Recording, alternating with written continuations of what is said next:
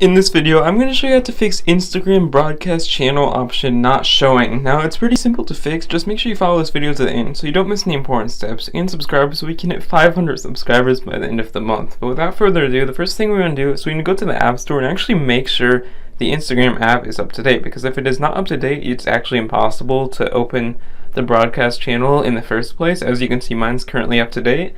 And once it is, you just want to open up the app and actually go to your channel.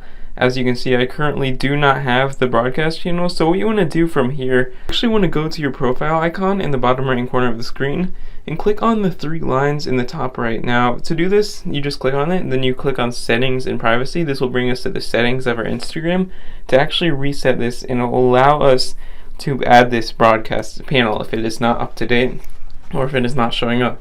But from here, what we want to do is we actually just want to click on the search bar and search for switch to professional account. It's the top option. You click on it, then you click continue. A couple times it's going to be like, are you sure it's going to be reach more people? It's basically going to reset your page and actually allow you to access this broadcast channel option.